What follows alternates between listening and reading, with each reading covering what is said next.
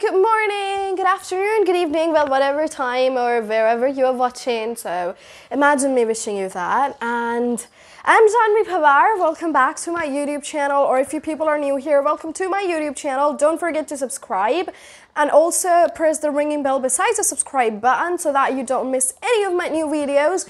And do on your notifications for that so that you actually get the notifications of my new videos whenever I post. So I hope you all are fine. I hope you all are doing safe. In today's video, I'm going to be giving you tips on how to do your IELTS reading true, false, and not given questions, because most of the times this is the most difficult part for some students. This is where they lack the most, and I'm going to tell you people how to do that. Well, when I used to do IELTS, I actually prepared for IELTS for a few weeks, and I think I was 14 or 13 at that time. So yeah, let's get started. So the point when I said like I was 13 or 14, so the main point where I used to lack was these questions in IELTS reading that was true, false, or not given. They were the most confusing questions, I swear. And I know the feeling because whatever you people are feeling regarding these questions, believe me, I know that. But it's not that difficult if you people are going to follow some tips, if you people are going to do it with nice concentration and focus, so you all can do it. It's not that difficult, and it's not even a little bit difficult. It's easy.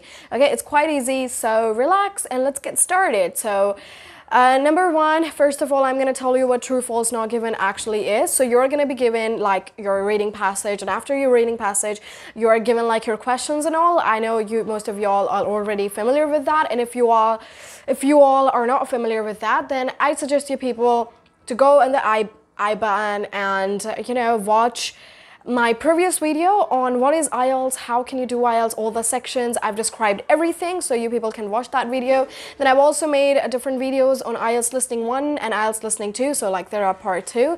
And I've also made a video on IELTS reading before. What is IELTS reading and how to improve your IELTS reading. So overall, if you want to improve your reading, so I'd ask you people to go and watch that video. Whatever. So yeah, let's get started. So true, false, not given. So after the reading passage, you are given some questions, and in those questions, the part is like, now you're given 7 to 8 sentences, and now the question is like, on whatever you read, on the basis of what you read in the above passage, so you have to answer the following questions: whether the statements mentioned below are true, false, or not given. True is when that statement, like the meaning of the statement, not the actual word, matches with something that's given in the paragraph. Like if it matches with whatever's given in the paragraph or whatever you read, if that matches, so the statement is true. And then the next one is false. So if now the data is somehow wrong, if you're given any statement and you think like, and the question is like, so there were 30,000 commodities exported, and then you go on to your paragraph, and your paragraph is there were 40,000 commodities that were exported. So that statement is false. But it's not going to be this simple in IELTS. It's going to be like, your statement, it's going to be always on one word, and I'm going to give you that tip, how to focus on that. And then the next is not given. Not given is when you have read the whole passage and the meaning of your statement is not matching with anything. Like it's not false, it's not true, it's not given anywhere. So that statement is not given. So yeah, let's get started. Let's get started with the tip. So tip number one for your not given. Not given is kind of like the most confusing questions of all. Many students don't know what to do in here. Like, we all waste time regarding that question. While we're doing that question, we always time like, what, I can't find it. If you can't find it, so it's basically not given, but I'm gonna tell you something ahead in this video, like you are not gonna be like this every time, like it's not given everything, I can't match it. Students don't know like what to look for. That's the part in not given. We don't know what to look for, we don't know what we are reading, we don't know what text should we be reading. So that's where your synonym kind of work, your synonym things match, and for that you need some vocabulary. So if you want to build your vocabulary, go and watch my other video on vocabulary, which I've made one, how to increase your vocabulary. Great. Now, you don't know what to look for, so how would you know what to look for? So whatever the text is, and if you can't find the same text, so it's not always going to be the same text, it's always going to be the meaning of the text or something else regarding the text, but it will be quite, the meaning would match with whatever you're reading or whatever the text is. And if the meaning doesn't match, the statement is not given. The answer is going to be not given. And tip number 2. So now, most of the times what we do is, like I just told you, if the statement is not there, so the answer is not given. But if the statement is actually there, so what if then the answer is not given? If the answer is not given, it doesn't mean that something regarding your question, something regarding your question statement won't be there in the question.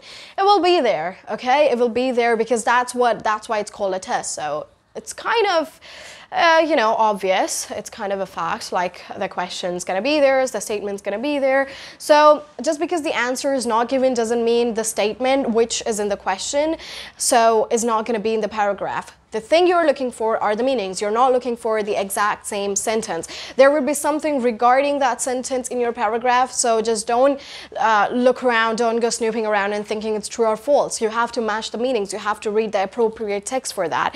The next one is read the appropriate text. So yeah, the thing I'm talking about is, now most of the times, I know skimming and scanning helps you a lot, but in true, false, not given, you have to find out what passage to actually read for.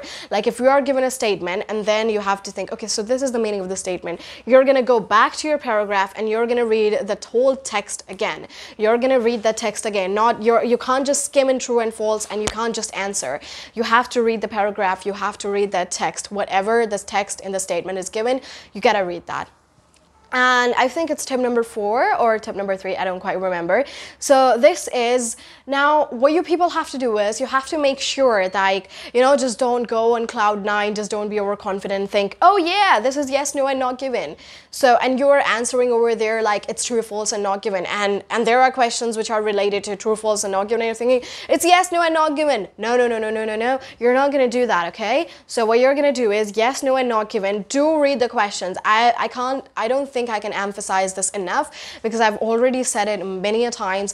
Do read the instructions before the questions. So if it's yes, no, and not given, so the question, your statements are related with opinions. But if it's true, false, and not given, so that thing is dealing with facts. So you gotta read the appropriate text, as I told you before. So you gotta read that and then you gotta deal with the facts, not with the opinions. Yes, no, and not given deals with opinions. True, false, and not given deal with the facts.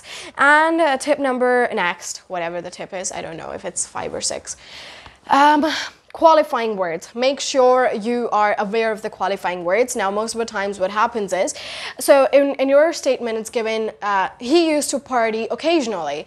And in the paragraph, in the reading passage it's given, he used to party always. And you just read the first part, which is he used to party, and you marked that as true. No, no, no, no, no, no, no, you're not going to do that, all right? What you're going to do is, it's occasionally and always. You have to be aware of like words like these. So always and occasionally, like if it's occasionally in your question, so it's like, it's sometimes, but if it's always in your reading passage, it's like always, right?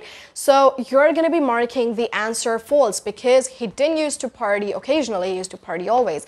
And it's not going to be this simple in your sentence. Your sentence would be way bigger and the answers would be like always, occasionally. You have to be aware of these words. Then there are also like verbs, and those verbs are like qualifying. So now it's, you know, that person in your question, it's given, he claims to be a lawyer. So he claims to be a lawyer. So that's in like the reading, your reading passage, and your question is like, he is a lawyer.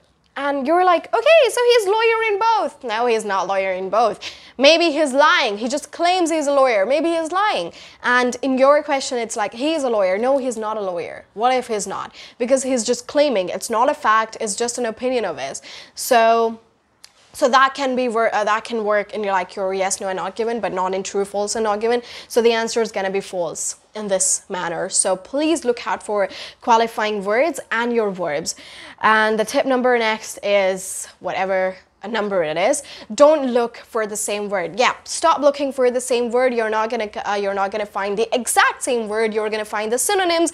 Do remember, you are dealing with the meanings. You're not dealing with the statements. You're not dealing with the words. You are dealing with the meaning of the statements, and you're dealing with the meaning of the passage. Alrighty, so yeah, these are the tips for your true, false, and not given. Thanks so much for watching, everyone. That's it for today. And if you liked it, do like, do share, do comment. do comment, and yeah, do share with your friends and family. Do subscribe, and don't forget to follow me on my social media. If you people want to connect with me, you can follow me on my Instagram, my Twitter, and my Facebook. Thanks so much for watching. Stay happy, stay productive, and stay safe, everyone. Bye.